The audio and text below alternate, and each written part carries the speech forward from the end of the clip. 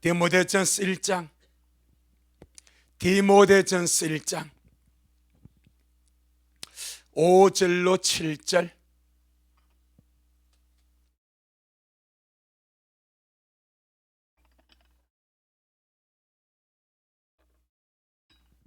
우리 같이 귀한 말씀 합독하도록 하겠습니다. 시작. 경계의 목적은 청결한 마음과 선한 양심과 거짓이 없는 믿음으로 나는 사랑이거늘 사람들이 이에서 벗어나 헛된 말에 빠져 율법의 선생에 되려 하나 자기의 말하는 것이나 자기의 확정하는 것도 깨닫지 못하는 도다. 아멘. 주님께 영광. 주님이 하십니다. 우리 주님이 잘하십니다.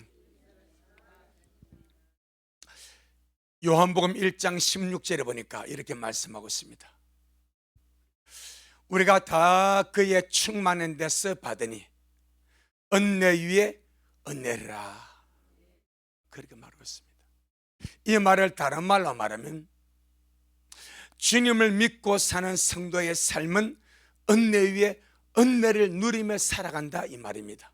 믿는 자의 삶은 은혜 위에 은혜를 누리는 삶입니다. 앞에 나오는 첫 번째 은혜는 믿음으로 구원받는 은혜입니다. 이것이 기본입니다. 구원을 받지 못하면 어떤 은혜도 더해질 수가 없습니다. 믿음으로 구원을 받는 이 은혜가 가장 중요하고,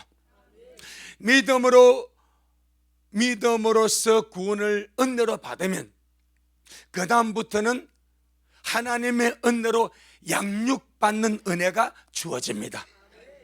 구원을 받아서 하나님의 자녀가 되었으니, 택한 백성이 되었으니, 주님의 신부가 되었으니 그게 걸맞는 삶을 살아가려고 반드시 주님이 은혜 위에 은혜를 부어주셔서 충만한 은혜 가운데서 그 위대한 삶을 살아가도록 역사하시는 줄로 믿습니다. 그러니 지금 우리의 삶은 은혜 위에 은혜를 누리는 삶입니다. 그래서 모든 것이 은혜입니다. 기다림도 은혜입니다. 깨어있음도 은혜입니다.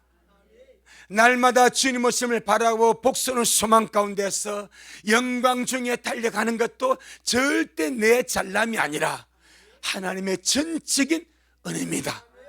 반드시 기억해야 됩니다. 육신의 생활만 은혜가 아니고, 호흡하는 것만 은혜가 아니고, 그보다 더 큰 은혜, 내가 주님을 알고 주님을 믿고 주님을 기다리고 기도하고 예배하고 말씀 얻고 주님 말씀을 삼는 이 모든 것이 감당할 수 없는 영광스러운 주님의 은혜인 줄로 믿습니다. 그래서 은혜 위에 은혜를 누리는 성도는 그가 사는 모든 것과 그가 가진 모든 것이 하나님의 은혜임을 알기 때문에 그 은혜가 자기의 잣대가 되지를 않습니다. 꼭 이걸 기억해야 됩니다.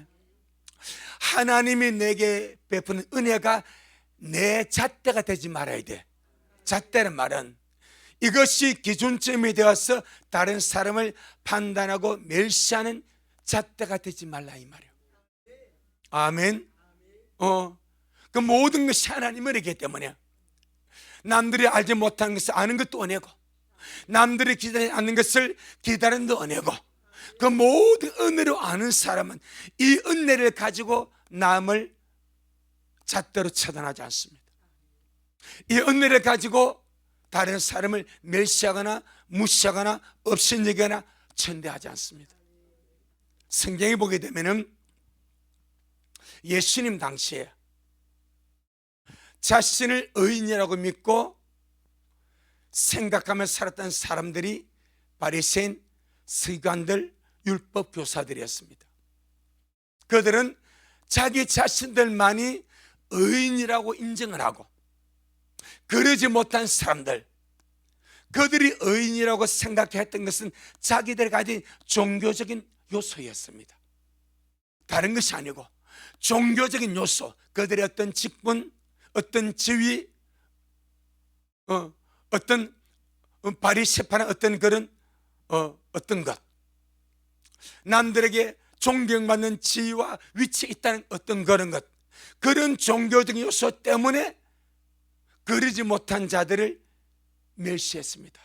어디까지 나아가서 멸시했는가? 하나님의 성전까지 나가서 멸시해버립니다. 바리새인과 세리가 하나님의 성전에 나가서 기도를 합니다. 그럼 성전, 성소 아니고 성전의 개념은 성전 뜰까지 다 포함되는 거예요. 그럼 기도하는 장소가 있습니다. 그 기도하는 장소에서 제사장들은 성전 안에 들어와서 향단에서 주님 앞에 기도하는 거예요. 일반 사람들은 기도하는 장소가 있습니다. 거기서 바리새인과 세리가 기도하는 거예요. 근데 바리새인 먼저 주님 앞에 기도합니다. 하나님, 나는 토색, 살인, 간음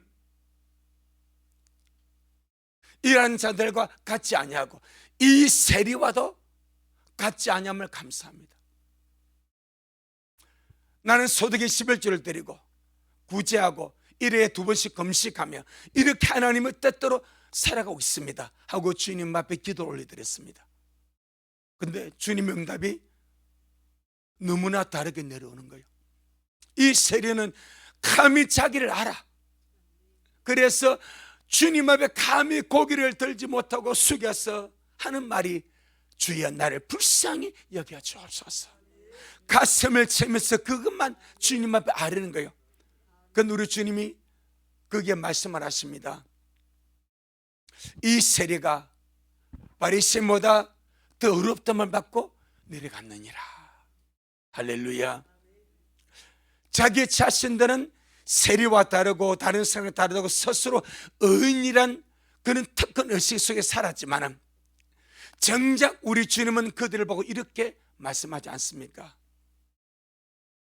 천국 문을 사람 앞에서 닫고 자기도 들어가려고 하지도 아니하고 들어가려고 하는 자도 들어가지 못하게 막았다고 말씀하고, 육지와 바다를 두루 다니면서 교인 하나를 만나면 자기보다 더 배나 지옥 자식 만난다고 말씀했습니다. 기가 막힌 말씀이죠. 바다와 육지를 두루 다니면서 교인 하나를 얻으면 하나님의 백성 만들고 천국의 백성 만들고 하나님의 사람 만들어야 되는데 자기보다 2배나 더 지옥 자식 만들어버렸는데 왜 그랬을까요? 마태복음 23장 마태복음 23장 13절로 15절 마태복음 23장 13절로 15절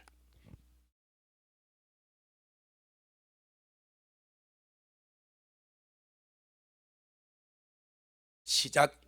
화 있을진저 외식하는 서기관들과 바리새인들이여, 너희는 천국 문을 사람들 앞에서 닫고 너희도 들어가지 않고 들어가려 하는 자도 들어가지 못하게 하는도다. 화 있을진저 외식하는 서기관들과 바리새인들이여, 너희는 교인 하나를 얻기 위해서 바다와 육지를 두루 다니다가 생기면 너희보다 배나 더 지옥 자식이 되게 하는도다. 어떻게 자기보다 배나 더 지옥 자식을 만들어버립니까? 잘못된 가르침 때문에, 거짓된 가르침 때문에 그렇게 만들어버렸습니다. 그것이 마태복음 15장에 나옵니다. 마태복음 15장 마태복음 15장 7절로 9절 마태복음 15장 7절로 9절 시작. 외식하는 자들아, 이사야가 너희에게 대하여 잘 예언하였도다. 일러서되 이 백성이 입술로는 나를 존경하되 마음은 내게서 멀도다. 사람의 계명으로 교훈을 삼아 가르치니 나를 헛되이 경배하는도다 하였느니라 하시고, 포인트가 무엇입니까? 사람의 계명으로 교훈을 삼아 가르치니 주님을 헛되게 경배하게 만들어 버렸습니다. 그리고는 이 바리새인과 서기관들이 자기들과 같이 자기들의 교훈과 사람의 계명과 가르침을 받은 그 사람들로 하여금 자기들과 같이 외식하게 만들고 강팍하게 만들고 마귀의 본성을 따라가는 자로 살도록 만들었기 때문에 자기도 들어가지 못하였고 오히려 배나 저 지옥 자식 만들었다고 말씀을 하는 거예요. 그러니까 정말 우리가 디모데전서 1장을 보면서 지난 시간에 말씀드렸지 않습니까? 디모데전서 목회서에 바로 말씀하면서 단도직입적으로 바로 말씀하지 않습니까? 잘못된 가르침의 말씀을 바로잡는 사역을 하라. 왜? 먹으면 죽으니까, 먹으면 미혹되니까, 먹으면 배나도 지옥 자식 만들어 버릴 수 있으니까 그걸 말씀하라고. 그래서 오늘 본문에 경계의 목적을 말씀하는 거예요.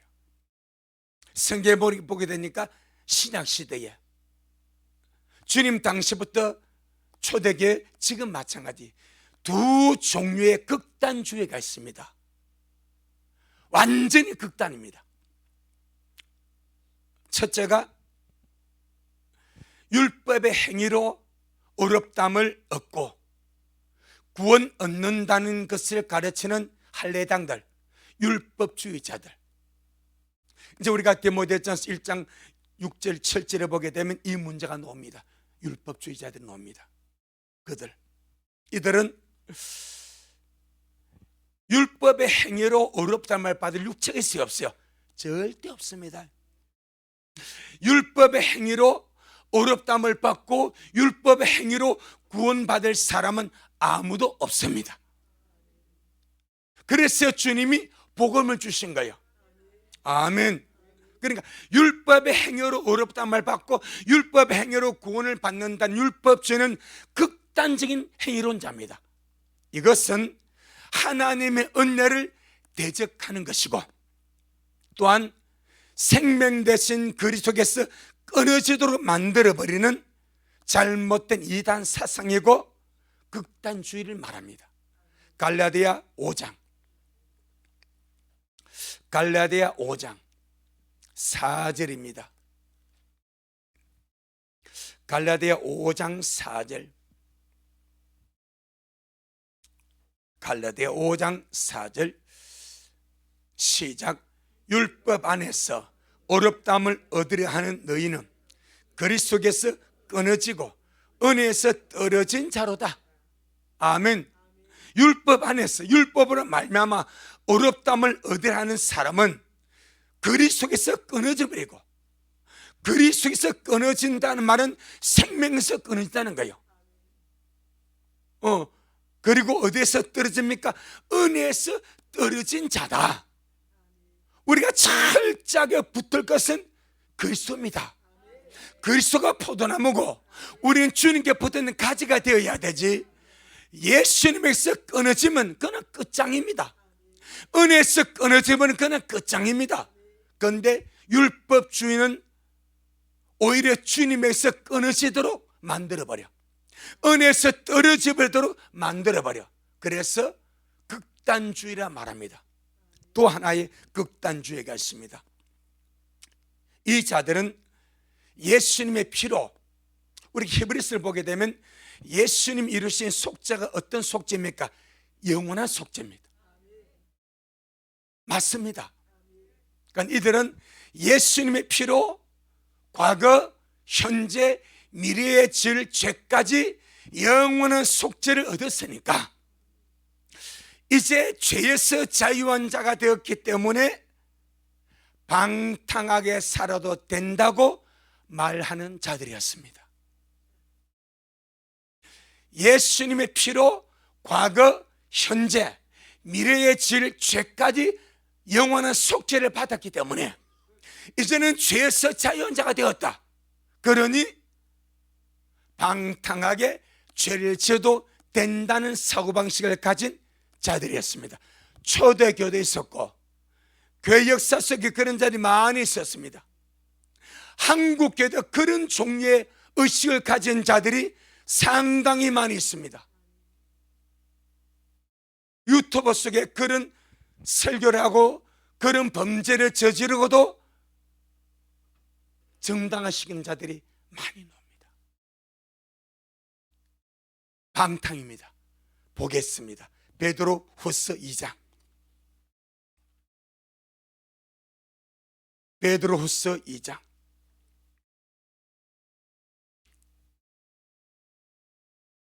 그래서 제가 좀 오래됐지만 그런 이야기를 하지 않습니까? 유튜브로 보는데 그냥 그 말 안 할래. 베드로서 2장 17절로 22절.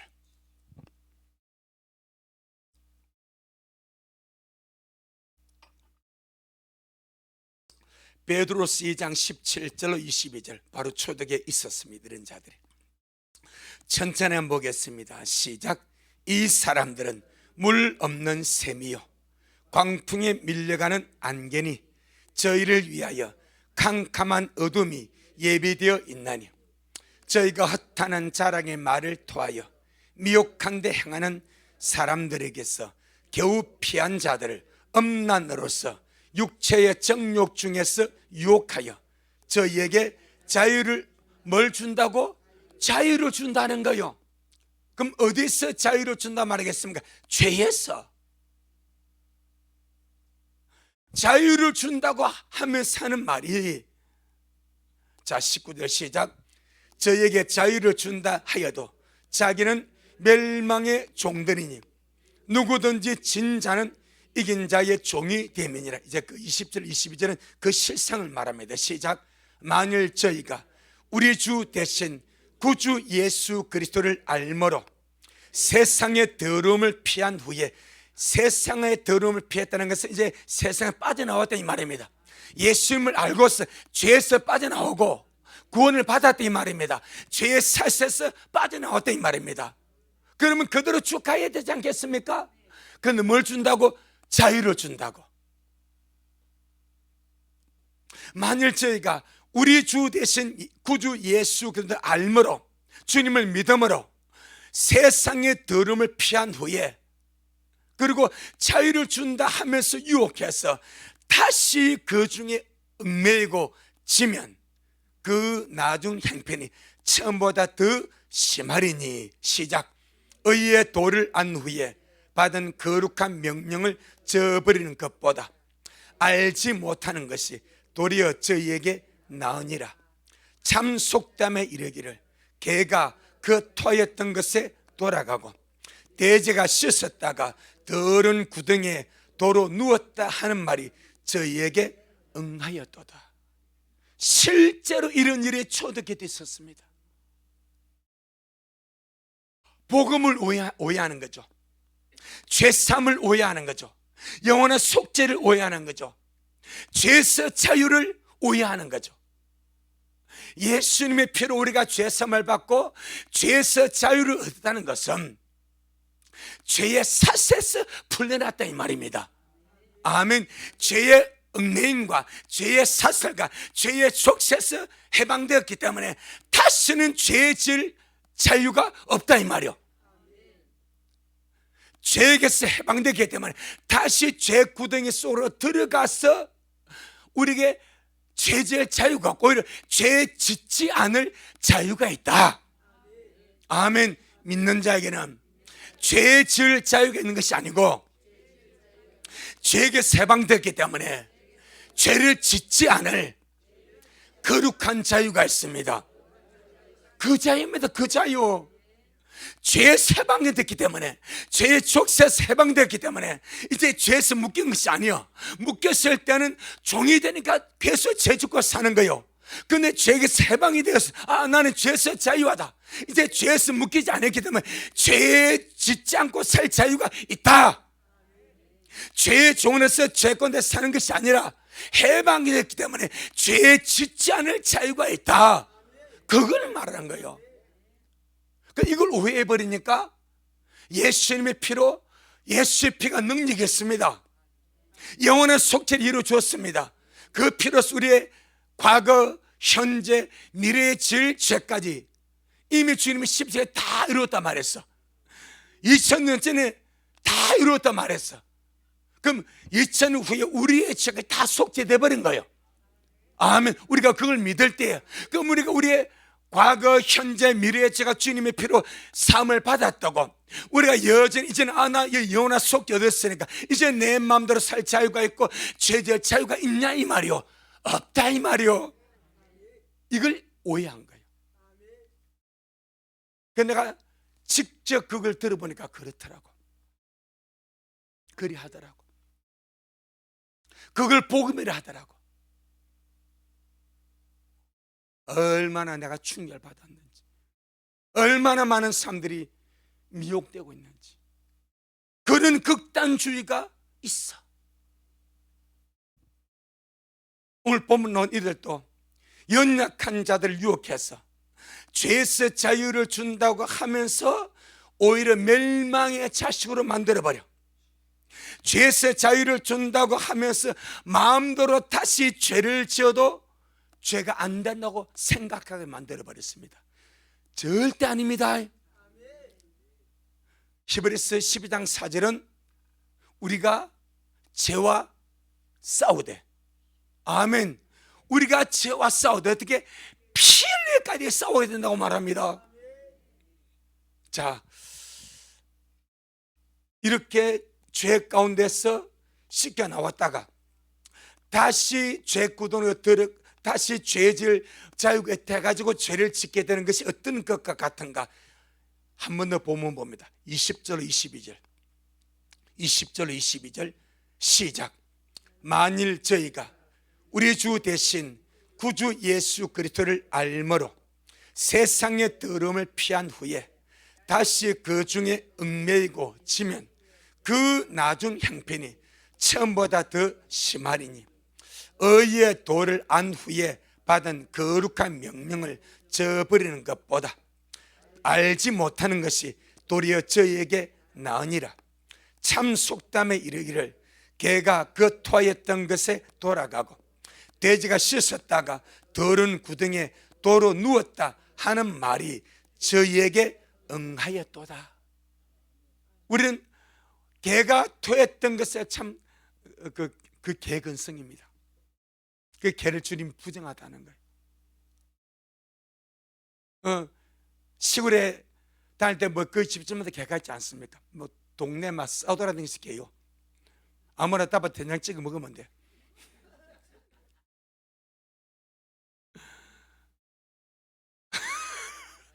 모르면 넘어가고. 근데 말이야, 이 근성의 개가 막 묻고 막 어떻게 퇴해 가서 또 먹어. 사람은 그래 안 하거든. 사람은 근데 누구는 그리해? 개는 그리해. 지금 그걸 말한 거예요. 개는 토했던 것에 다시 돌아가서 그걸 집어먹고, 돼지, 저도 돼지를 몇 마리 키워봤습니다. 이거요, 어때 돼지 마구 물청소하고 깨끗이 씻어놓고 나면요, 그 지가 또 똥을 싸. 막 더러워. 그거 또 뒤집어 자. 거기서 또 뒹굴어. 아무리 씻어줘도 또 더러워져. 그래서 부정캐 때문에 두 종류를 어떻게 개와 돼지를 하지 않습니까? 너희 진주를 개에게 주지 말고 거룩한 것을 돼지에게 던지지 말라. 그렇게 말한 거예요. 그러니까 이 개와 돼지는 영적으로 토했던 것을 다시 찾아가서 먹고, 아무리 깨끗하게 씻어줘도 더러운 것들 다 돌아가 누워버려. 이것이 오늘 본문에서 그렇게 말하지 않습니까? 자유를 준다 하면서 깨끗하게 씻어줬는데, 나 이제는 죄에서 자유하다 하면서 그 자유를 방탕과 더러움으로 다시 돌아가 버린다면 그는 처음보다 더 못한 비참한 운명이 되지 않겠는가? 할렐루야. 절대 죄의 자유는 그런 자유가 아닙니다. 절대 오해하면 안 됩니다. 죄의 자유는 마음대로 죄 지을 자유가 아니고 죄를 안 지을 자유고 거룩하게 살 자유입니다. 로마서 6장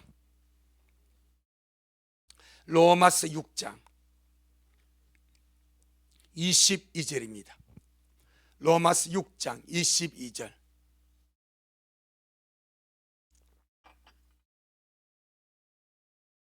로마서 6장 22절 시작.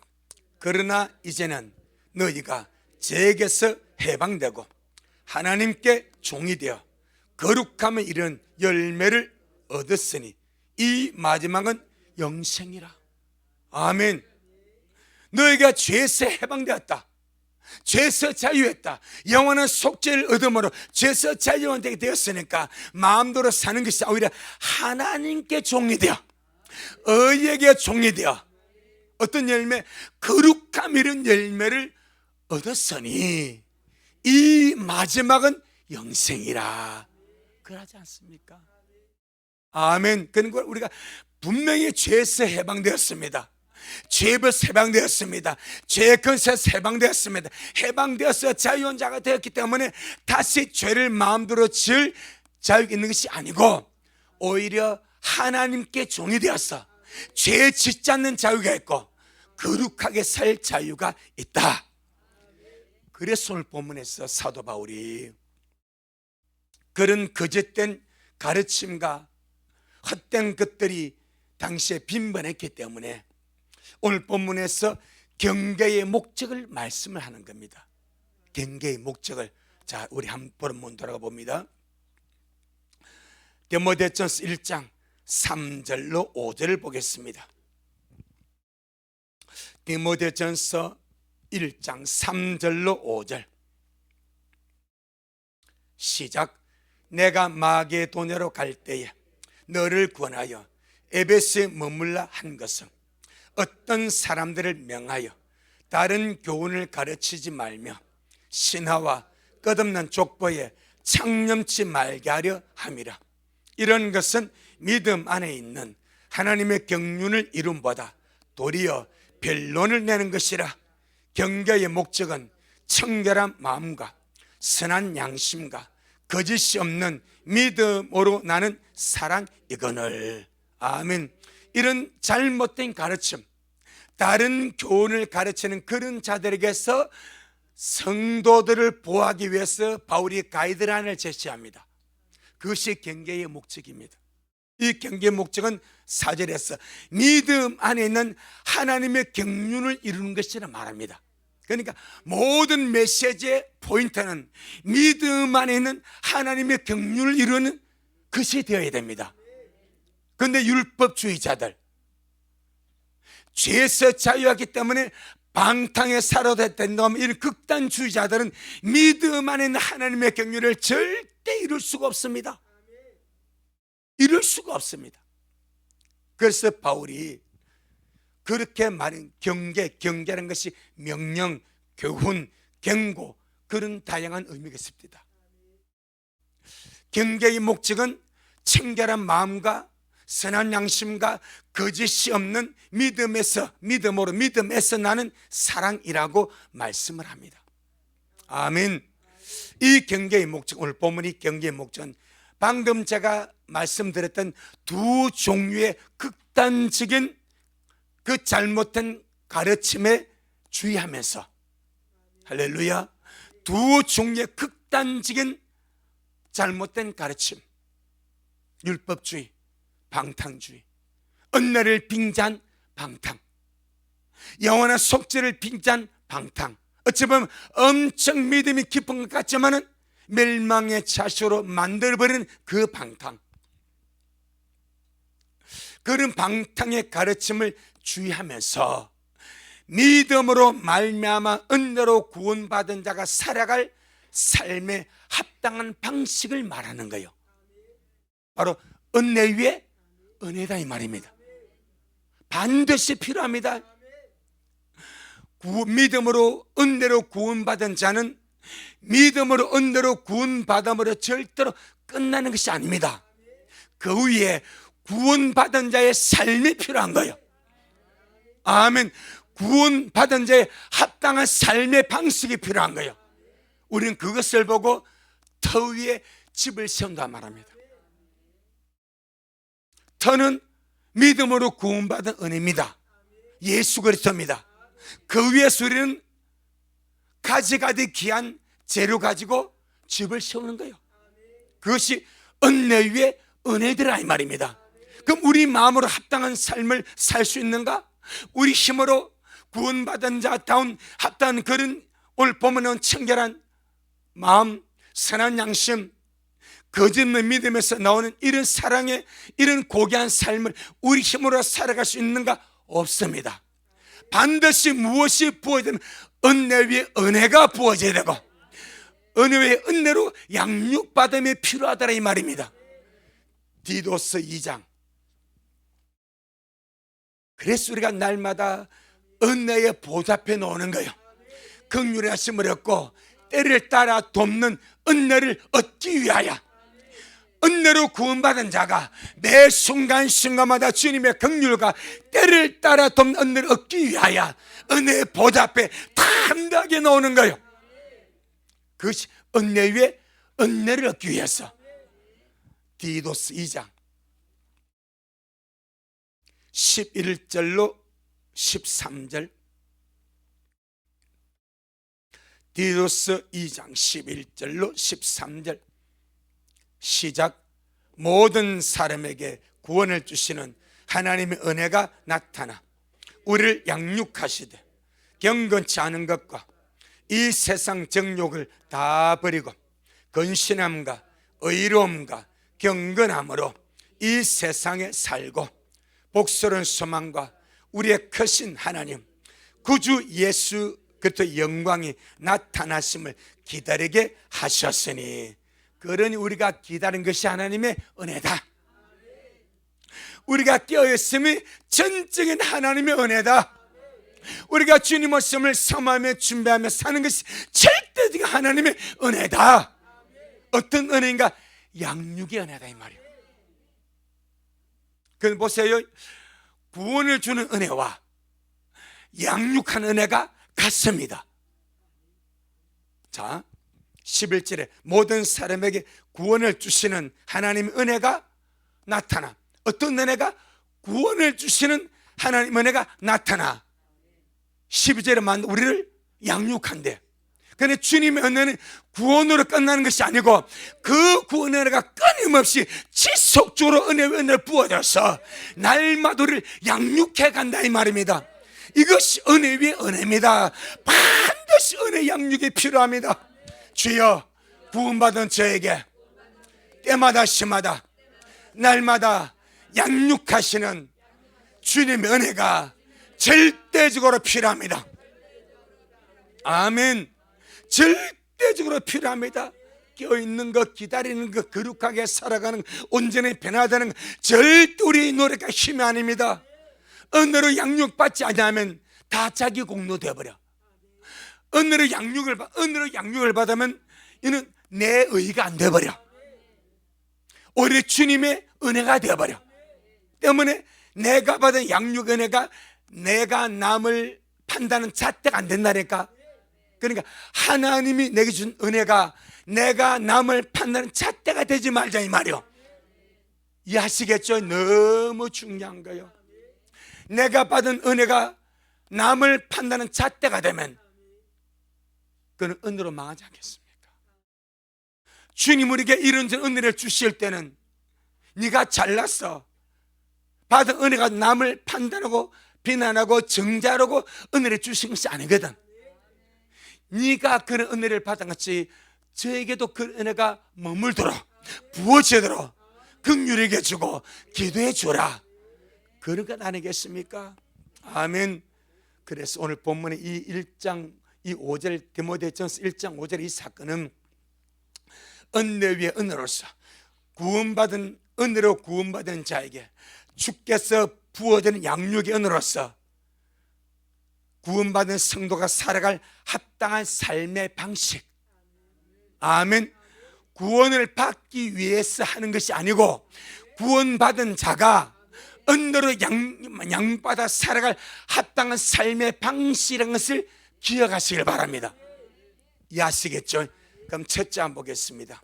디모데전서 1장 5절에 경계의 목적은 청결한 마음이라 말합니다. 은혜를 구원을 받고 하나님의 백성이 되고 왕같은 제사장이 되고 거룩한 소유가 되고 하나님의 특별한 사람이 되었는데 이것이 주님 은혜란 말입니다. 그럼 주님 이렇게 주님이 구원하시고 구별한 이 사람이 하나님 은혜로 양육을 받아서 하나님을 반사하고 하나님을 표현하는 그런 존재가 되기를 원해. 그래서 마태복음 5장 8절에서 마음이 청결한 자가 하나님을 볼 것이요.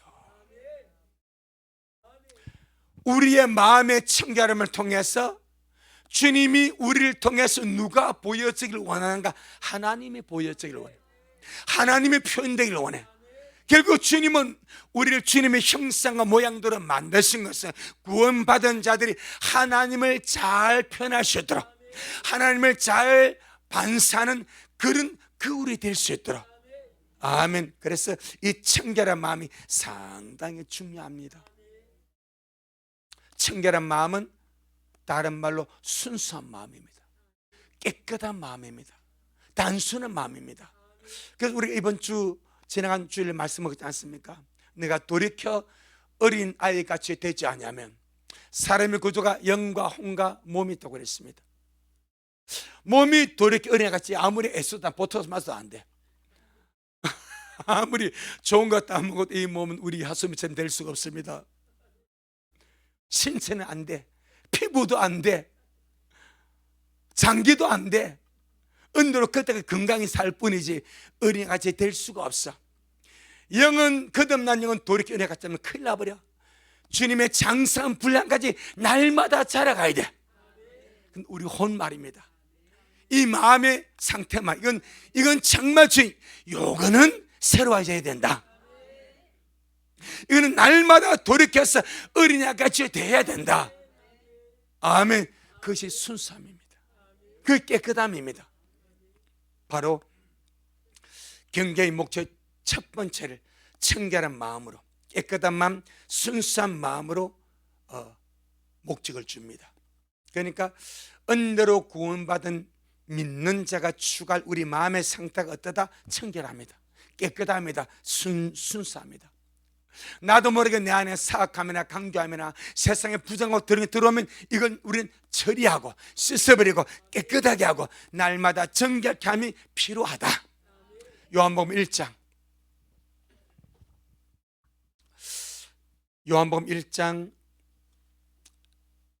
47절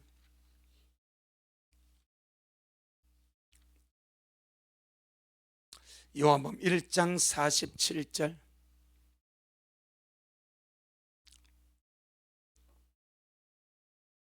시작. 예수님께서 나다나엘이 자기에게 오는 것을 보시고 그를 가리켜 가라사대 보라 이는 참 이스라엘 사람이라 그 속에 간사한 것이 없도다. 아멘. 주님이 나다나엘 보시고 이는 참 이스라엘 사람이다. 참 택한 하나님의 사람이다. 그 속에 간사한 것이 없도다. 날마다 우리의 마음도 경계의 목적대로 주님이 말씀하신 대로 돌이켜 날마다 돌이켜서 새로워지고 날마다 돌이켜서 순수해지고. 아멘. 시편 15편 1절로 5절입니다. 시편 15편 1절로 5절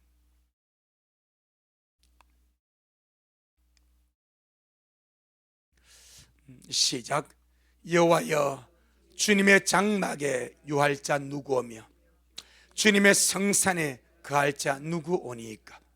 정직하게 행하며 공의를 일삼으며 그 마음의 진실을 말하며 그 혀로 참소치 아니하고 그 버덕에 행악지 아니하며 그 이웃을 회방치 아니하며 그 눈은 망령된 자를 멸시하며 여호와를 두려워한 자를 존대하며 그 마음에 서원한 것은 해울지라도 변치 아니하며 빌리로 대금치 아니하며 뇌물을 받고 무지한 자를 해치 아니하는 자니 이런 일을 행하는 자는 영영이 요동치 아니하려다. 아멘.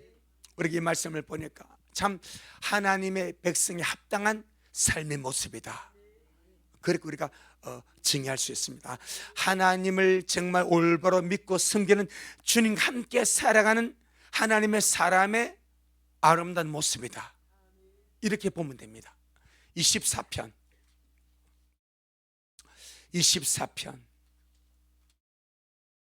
3절로 6절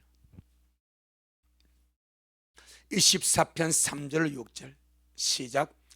여호와의 산에 오를 자 누구며 그 거룩한 곳에 설 자가 누군고 곧 손이 깨끗하며 마음이 청결하며 뜻을 허탄한 데 두지 아니하며 거짓 맹세치 아니하는 자로다.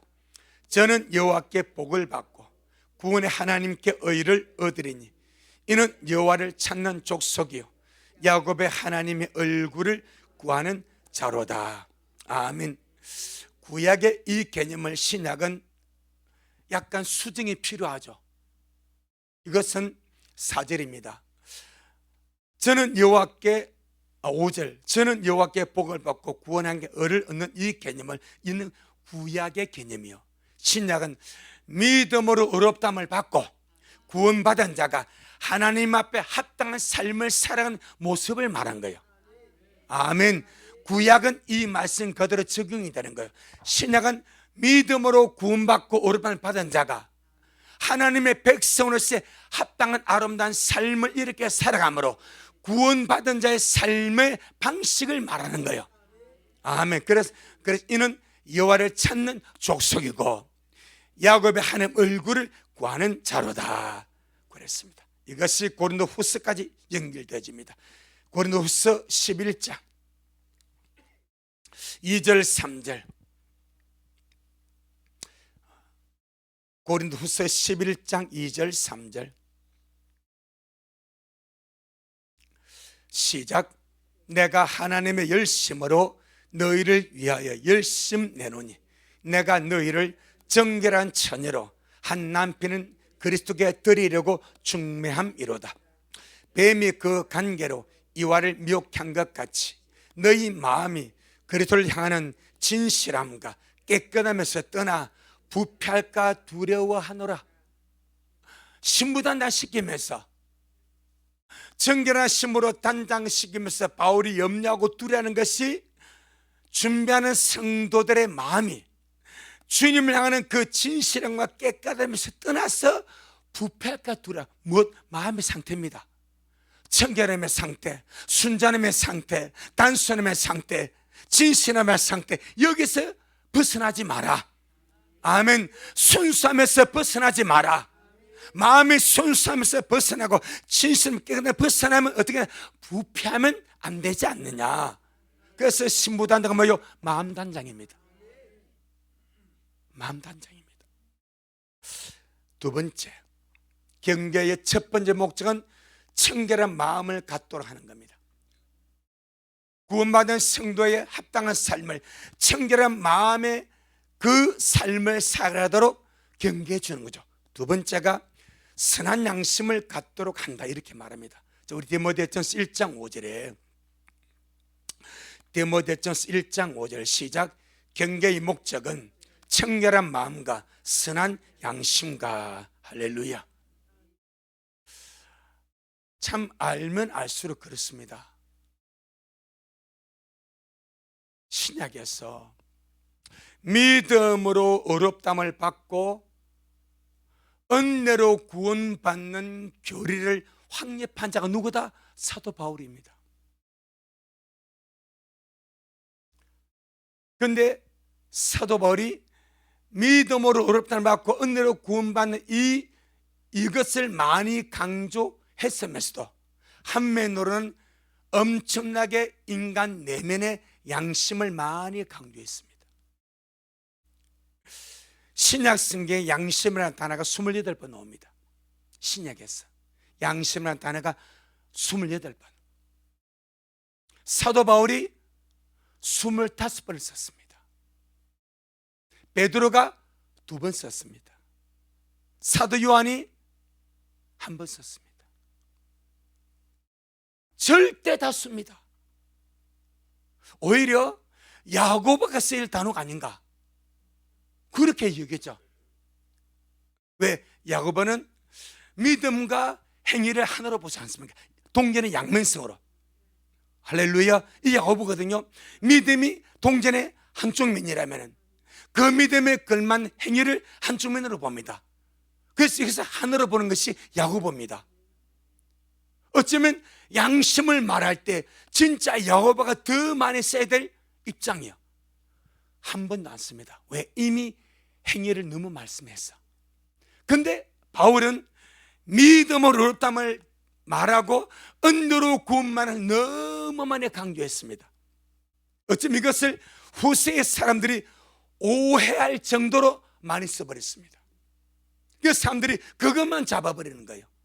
그런데 정작 사도 바울은 양심이라는 단어를 28번 가운데서 25번이니까 찬이야 몇 프로 썼네?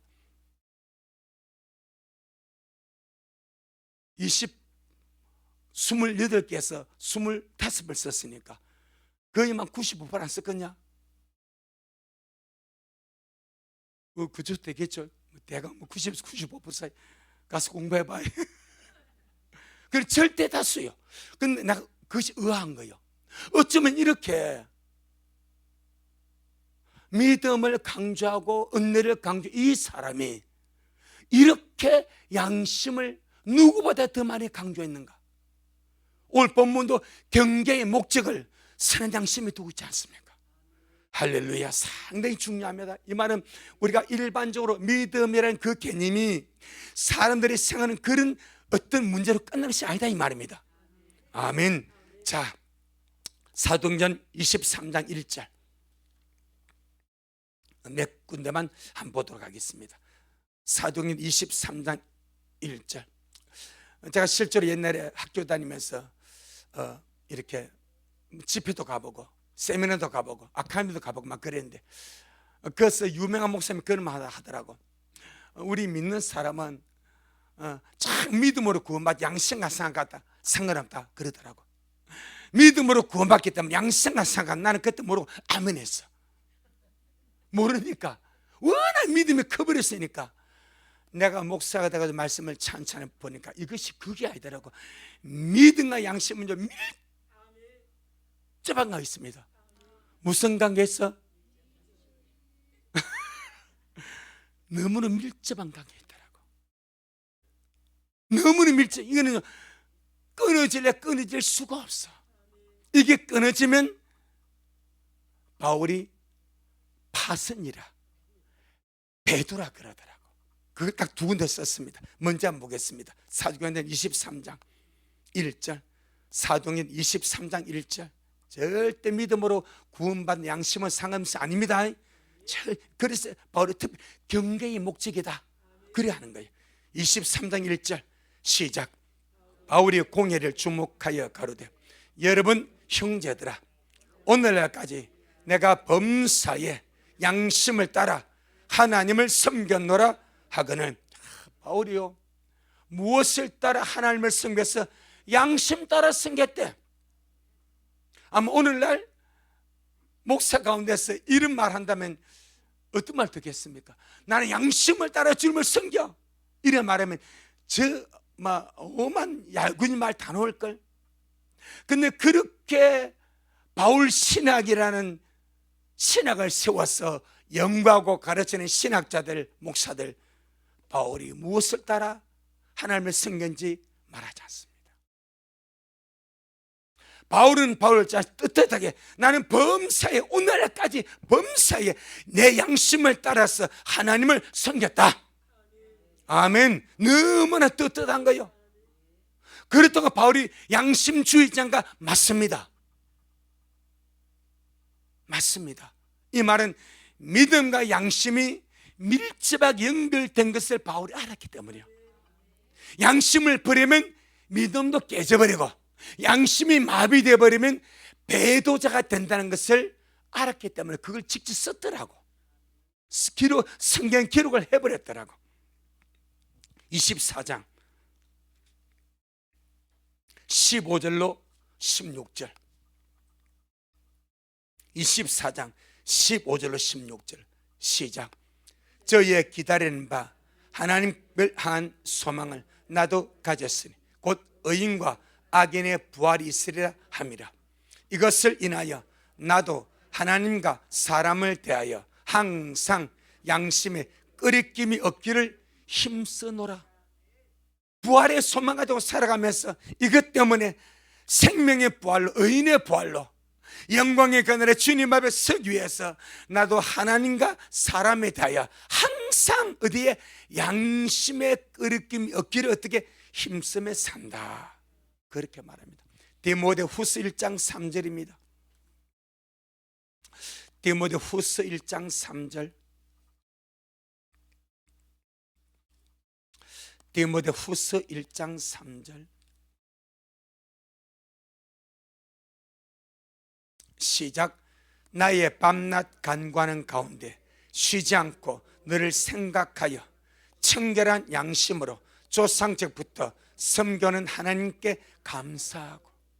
바울이 어떻게 청결한 양심으로 조상적부터 섬겨오던 그 하나님께 마고 감사하고, 청결한 양심으로, 선한 양심으로 그렇게 하나님을 섬기며 살았다고 말씀을 하고 있습니다. 로마서 9장 1절입니다. 로마서 9장 1절,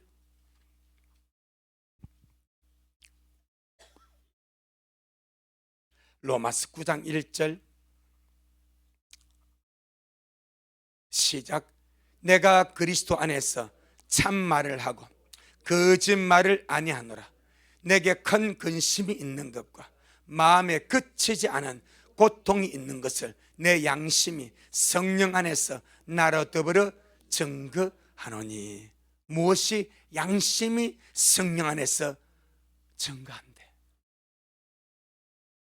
특별히 오늘 본문의 이 디모데전서에서 바울이 양심을 말씀할 때는 굉장히 중요한 의미를 두고 말씀을 합니다. 왜 경계의 목적이 선한 양심인지를 설명을 해버립니다. 왜 디모데전서에서 경계의 목적이 선한 양심을 가지는 것인가? 왜 믿는 자가 선한 양심을 가져야 되는 것을 두 군데서 말씀합니다. 디모데전서 1장 먼저 19절입니다. 디모데전서 1장 19절 시작. 믿음과 착한 양심을 가지라. 어떤 이들이 이 양심을 버렸고 그 믿음에 관하여는 파선하였느니라. 착한 양심이 선한 양심입니다. 그래서 경계 목적으로 말씀하는 거예요. 그런데 어떤 사람들이 바울이 이런 말씀을 심지어 중요하게 하는 포인트가, 어떤 사람들이 이 양심을 버려버리니까 그 믿음이 어떻게 파선해버리더라. 배가 바다를 항해하면서 배가 깨져버리더라. 그러니까 깨진 배는 침몰할 수밖에 없어. 그걸 바울이 뚜렷하게 본 거예요. 양심을 버려버리니까 그들의 믿음이 깨져버리더라. 깨져서 바다에 침몰한 믿음은 그를 구원할 수가 없습니다. 나를 구원할 믿음이 있고 구원하지 못할 믿음이 있는 거예요. 깨진 믿음은 자기를 구원할 수가 없어. 그래서 야고보서 그 믿음이 자기를 구원하겠냐고 말하지 않습니까? 두 번째입니다. 4장. 그래서 바울이 선한 양심을 경계의 목적인 두 번째로 말씀합니다. 이것은 정말 자기를 보호하는 것이다. 자기 믿음을 지키고 보호하는 것이다. 보호막으로 양심을 말합니다. 두 번째입니다. 디모데전서 4장 1절 2절입니다. 디모데전서 4장 1절 2절 시작. 그러나 성령님이 밝히 말씀하시기를 후일에 어떤 사람들이 믿음에서 떠나 미혹하는 영과 귀신의 가르침을 쫓으리라 하셨으니 자기 양심이 화인맞아서 외식함으로 거짓말하는 자들이라. 1절 2절은 같은 사람을 말합니다. 성령이 밝히 말씀 후일에 어떤 믿음에서 떠나, 이게 베드로를 말합니다. 믿음에서 떠나는 베드로를 해서 미혹하는 영과 귀신을 가르침을 쫓아가는데 그 사람들은 이 말입니다. 아멘. 믿음에서 떠나 베드로에서 미혹하는 영과 귀신의 가르침을 쫓아가는 그들은 어떤 자들입니까? 자기 양심이 화인맞은 자들이에요. 그러니까 배도와 양심이 밀접한 관계가 있는 거예요. 그래서 바울이 선한 양심을 가지라고 경계의 목적으로 말씀하고 있습니다. 양심이 화인맞으면 믿음에서 떠나게 됩니다. 그걸 염려하니까 바울이 그걸 보다 보니까 여러 군데, 바울은요 한 지역교회에 있어서 저는 목회자가 아닙니다. 순회 전도자입니다. 가서 교회 세우고 몇 달, 1년, 2년 이렇게 있으면서 돌아다니는 수많은 사람들을 만나고 경험하고 보는 거예요. 보니까 진짜 중요한 것이 경계의 목적은, 믿음 안에는 하나님의 경륜인 이 경계의 목적은 진짜 청결한 마음이 필요하다, 선한 양심이 필요하다. 그걸 알아버린 거예요. 그러지 않는 자들은 믿음이 깨져버리더라, 배도해버리더라. 이걸 알아버린 거예요. 마지막 세 번째 보게 되니까 세 번째 경계의 목적은 거짓이 없는 믿음에서 나오는 사랑이라 그렇게 말씀하십니다. 할렐루야. 하나님의 경륜을 이룬 이 경계의 목적을 이 세 가지로 말씀을 딱 볼 때에 무엇이 생각은, 우리 하여금 하나님을 닮아서 하나님을 표현하는 사람으로 만들어 가는구나, 그걸 알 수 있습니다. 보이지 않는 하나님이 우리를 통해서 표현되어짐으로 사람들이 주님을 알 수 있도록, 그래서 구원해 주신 은혜가 양육의 은혜로 연결되는 거예요. 아멘. 그 구원의 주님을 표현하게 했어. 우리 식구들, 이 마지막 우리가 이 길을 갑니다. 전부 다 은혜입니다. 모든 것이 은혜입니다. 그 은혜가 은혜 되어지도록, 은혜로 구원받았으니까 이제는 은혜 위에 은혜로서 양육받았어. 이런 아름답고 거룩한 존재로 내 힘으로 절대 못합니다. 대신에 기도할 수 있습니다. 약속을 보여, 주님 은혜 위에 은혜 아닙니까? 은혜로 구원받았으니 이제 양육의 은혜를 날마다 쏟아부으셔서 이런 아름다운 자로, 청결한 마음으로, 선한 양심으로, 거룩한 사랑으로 나를 끌어 주시옵소서. 이길 끝에 주님 만나 뵙기를 주 이름으로 축복합니다. 할렐루야. 기도하겠습니다. 고맙습니다. 주님, 참으로 은혜 중에 은혜입니다. 모든 것이 주님의 은혜입니다.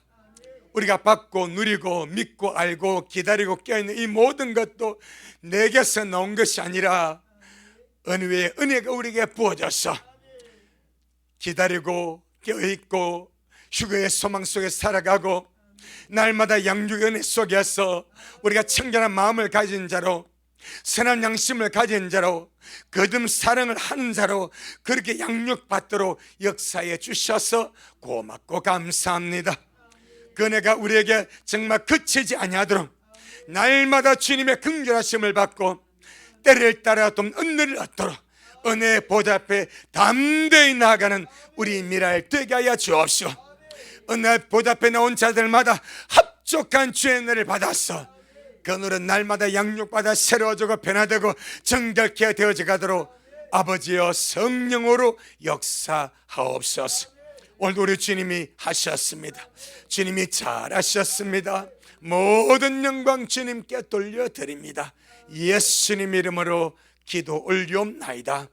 아멘. 지금은 말씀대로 속히 오실 우리 주 예수 그리스도의 크신 은혜와 아버지 하나님의 놀랍고도 극진하신 사랑하심과 우리 안에 내주하셔서 날마다 때를 따라 또 은혜를 부어주셔서 그 은혜로 경건하게 살게 하시고 거룩하게 살게 하시고 이 세대를 본받지 않고 변화의 삶을 살게 하시고 복스러운 소망 가운데서 주님 오심을 기다려도 양육하시는 성령 하나님의 그 귀한 은총이 우리 모든 성도들 머리 위에, 저들의 가정 위에, 우리 미랄 교회 위에, 이 말씀을 먹고 마실 모든 우리 온라인 성도들 머리 위에 여전히 주님 오심을 섬하며 사랑함으로 달려가는 종에게 지금부터 영원토록 함께 있을지어다. 아멘.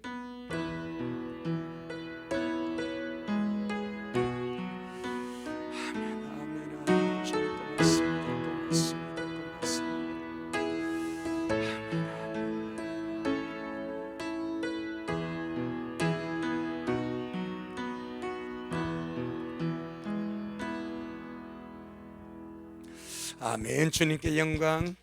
주님 잘하셨습니다. 주님 잘하셨습니다.